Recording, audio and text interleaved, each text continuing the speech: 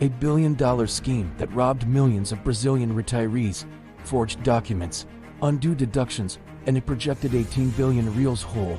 How did this happen? Who's involved? And what are the consequences for the most vulnerable? Today, on Truth or Myth, we reveal the shocking details of the INSS fraud, a plot involving banks, associations, politicians, and even the National Congress. Between 2019 and 2024, a sophisticated scheme diverted billions of Brazilian reais from INSS, retirees and pensioners. It all started with orchestrations in the National Congress, where representatives from the Senate and Chamber negotiated with banks and associative entities. These entities, with direct access to the INSS, manipulated the system to authorize undue deductions from benefits. The federal police, in conjunction with the Comptroller General of the Union, revealed that the scheme moved 6.3 billion reals in unauthorized deductions, with suspicions that the total in fraudulent consigned loans could reach our $18 billion. The modus operandi: forging documents, unauthorized registrations, and deleting traces to prevent contests. Among the 11 entities investigated, CONTAG, the National Confederation of Rural Workers, stands out with 1.4 million members in an INSS contract since 1994. In 2022, CONTAG requested the exclusion of the annual revalidation requirement for associative deduction authorizations, facilitating automatic charges.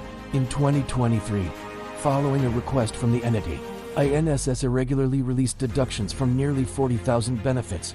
CONTAG alone collected over 2 billion reals between 2019 and 2024, much of it without retiree authorization.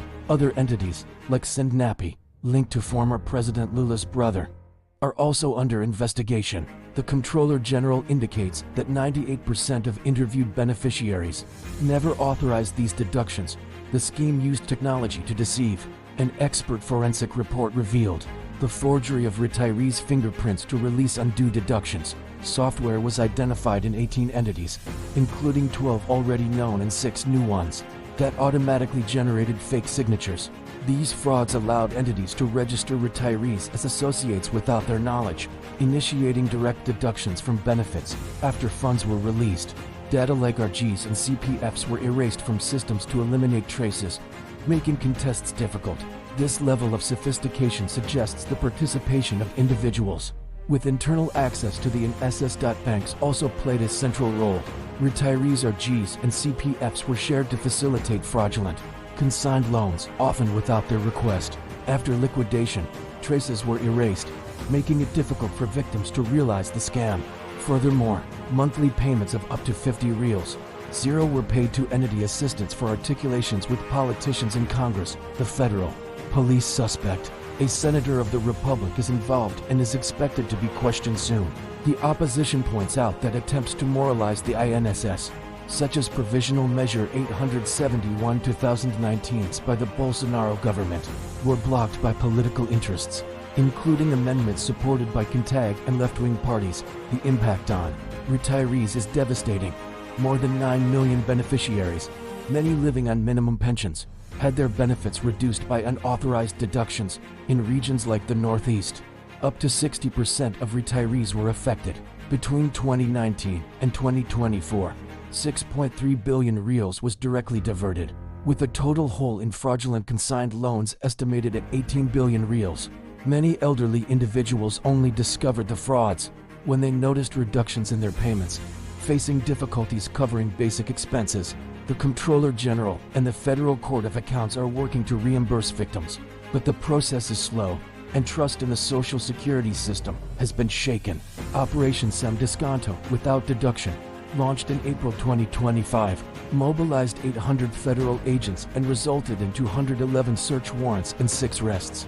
Alessandro Stefanato, president of the INSS, and Carlos Lupi, former Minister of Social Security, were removed from their positions. 6 public servants were also suspended.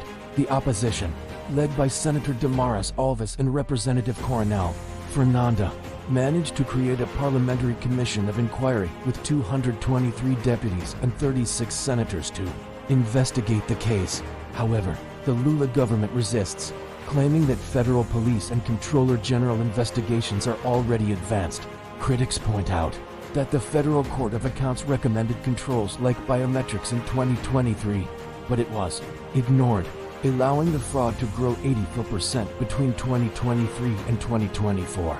The INSS scandal exposed a network of corruption that harmed millions of retirees, involving entities, banks, and even political figures. Within our $18 billion hole, the fraud shook trust in the Social Security system, the CPI, and investigations by the federal police and Comptroller General are steps toward seeking justice. But the path is long. For retirees, it's time to demand transparency and protection. And what about you?